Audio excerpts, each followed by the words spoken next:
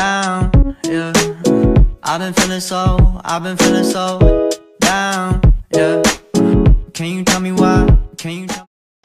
Assalamualaikum warahmatullahi wabarakatuh. Halo teman-teman semua, saya Ratnasari, salah satu mahasiswa Angkatan 2021 kelas 21C, Program Studi Pendidikan Guru Pendidikan Anak Usia Dini, Fakultas Ilmu Pendidikan, Universitas Negeri Makassar. Nah teman-teman, pada kesempatan dan video kali ini, saya akan menjelaskan materi konsep dasar PAUD, yaitu sejarah dan tokoh pendidikan anak usia dini. Nah, yang pertama-tama atau yang terlebih dahulu kita bahas adalah sejarah dan perkembangan pendidikan anak usia dini. Simak videonya ya teman-teman. Nah teman-teman, ternyata sejarah pendidikan anak usia dini sudah mulai dikenal pada zaman Nabi Muhammad SAW melalui ajaran-ajaran beliau yang lebih menekankan pada bidang pendidikan akidah, ibadah, dan akhlak.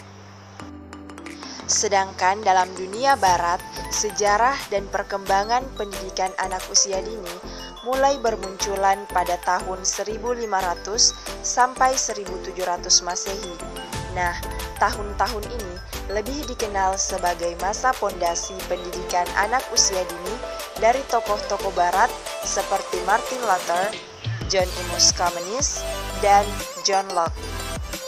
Kemudian, pada tahun 1700 sampai dengan 1850 Masehi, sudah mulai dikenal program pendidikan anak usia dini dari paham naturalis yang dipelopori oleh J.J. Rousseau dan Robert Owen menuju pendidikan taman kanak-kanak yang dipelopori oleh Frederick William Froebel tahun 1876 Masehi. Ia mendirikan taman kanak-kanak yang diberi nama Kindergarten Cathek dan merupakan percontohan TK yang dipamerkan pertama kali di Amerika Serikat yang ditujukan untuk anak usia 3 sampai dengan 6 tahun. Nah, di Indonesia sendiri, pendidikan anak usia dini sudah dikenal mulai zaman penjajahan. Salah satu tokoh yang terkenal adalah Ki Hajar Dewantara.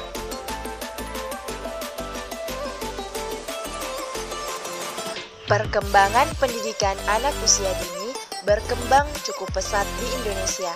Pada tahun 2003 yang ditandai masuknya program pendidikan anak usia dini pada Undang-Undang Nomor 20 Tahun 2003 tentang Sistem Pendidikan Nasional. Kemudian, menurut buku statistik pendidikan anak usia dini tahun 2015-2016 menunjukkan bahwa jumlah lembaga pendidikan anak usia dini di Indonesia mencapai 189.459, yang berarti perkembangan pendidikan anak usia dini di Indonesia cukup pesat. Nah, yang kedua teman-teman, saya akan menjelaskan tokoh-tokoh pendidikan anak usia dini yang tadi sebagiannya sudah dijelaskan di sejarah dan perkembangan pendidikan anak usia dini. Nah, kita akan membahas secara garis besarnya. Ayo simak videonya teman-teman.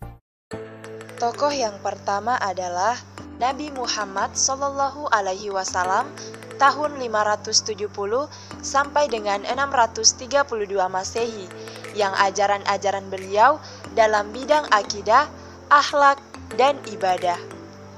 Nah, contoh ajaran beliau di bidang pendidikan anak usia dini yaitu memberikan nama yang baik, mengajarkan akidah pada anak, serta mengajarkan moral atau akhlak pada anak. Tokoh yang kedua adalah Martin Luther, tahun 1483 sampai dengan 1546 Masehi. Ia menekankan perlunya mendirikan sekolah untuk mengajar anak membaca. Tokoh ketiga yang berkontribusi dalam pendidikan anak usia dini adalah John Amos Comenius, tahun 1592 sampai dengan 1670 Masehi. Ia menulis buku bergambar pertama untuk anak-anak. Selanjutnya, tokoh yang keempat adalah John Locke, tahun 1632 sampai 1704 Masehi. ia memunculkan teori yang menegaskan bahwa lingkungan sangat berperan penting bagi perkembangan anak. Tokoh yang kelima yaitu J.J. Rousseau tahun 1712 sampai 1778 Masehi. Pendapat beliau dikatakan memberikan kontribusi yang positif bagi pendidikan anak usia dini.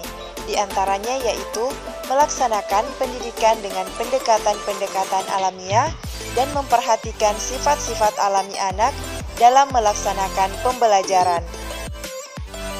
Tokoh yang keenam adalah Johann Heinrich Pestalozzi tahun 1746 sampai 1827 Masehi.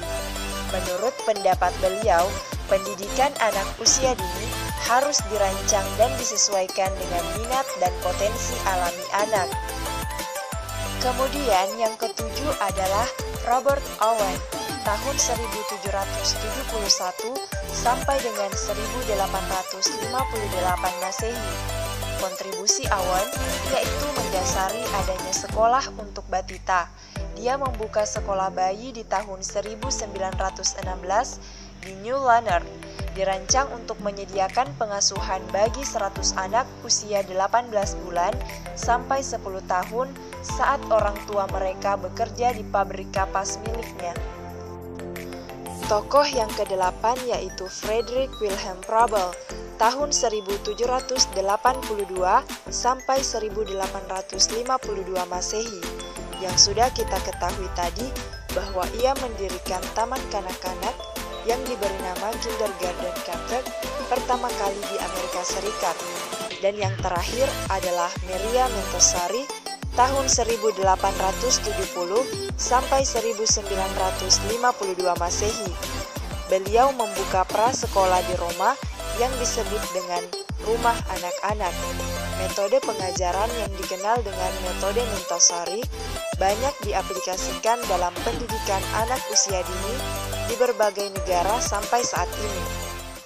Sekian penjelasan dari saya teman-teman. Wassalamualaikum warahmatullahi wabarakatuh.